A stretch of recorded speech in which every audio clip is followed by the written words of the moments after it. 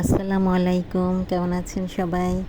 আজকে 1 পাউন্ডের একটা চকলেট কেক বানাচ্ছি। আমি এটা 6 ইঞ্চি মোল্ডে বেক করেছি। তো আমার এখানে 3টা লেয়ার হয়েছে। তো যারা 7 ইঞ্চি মোল্ডে বেক করবে তাদের কিন্তু 2টা লেয়ার হবে। তো যারা চকলেট লাভার আছে তারা কিন্তু এই কেকটা অনেক পছন্দ করবে, কারণ আমি কিন্তু এখানে সুগার সিরাপ না দিয়ে প্রচুর পরিমাণে চকলেট গানাশ দিয়েছি। তারপর আবার আমি ক্রিম দিয়েছি, তারপরে ক্রিমের উপরে আবার চকলেট গানাশ দিয়েছি, তারপরে চকলেট চিপস দিয়েছি।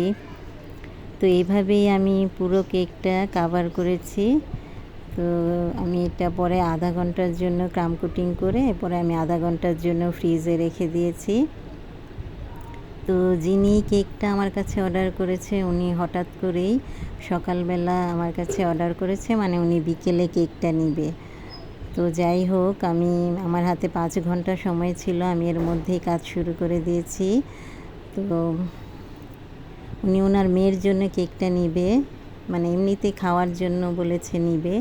তারপর আমি যখন কেকটা বানিয়ে পুরো কেকটাই বানিয়ে ফেলেছি, তারপর আমি এটা বিকেলে ডেলিভারি দিব। তার 10 মিনিট আগে উনি ফোন দিয়ে বলেছে যেন আমি কেকটার উপরে লিখে দিই 4 পারা খতম। মানে ওনার মেয়ে হয়তো কোরআন শরীফে 4 পারা খতম করেছে, সেই ইয়েতে উনি কেকটা নিবে আর কি। তো যাই হোক, পরে আমি 4 পারা খতম এটা লিখে দিয়েছি। তো আমি কেকটাকে চকলেট গানাশ দিয়ে পুরোটা কাভার করে তারপর এখানে আমি একটু রাউন্ড দাগ কেটে নিয়েছি, এখানে একটু ফুলের মতো দেখাচ্ছে। তারপর আমি চারপাশ দিয়ে চকলেট চিপস দিয়ে দিব। এমনিতে খাওয়ার জন্য নিবে বলে আমি আর বেশি ডেকোরেশন করিনি। তারপরে মাঝখানে আমি চেরি বসিয়ে দিয়েছি। তো কেকটা কেমন লাগছে জানাবেন। ভালো থাকবেন সবাই।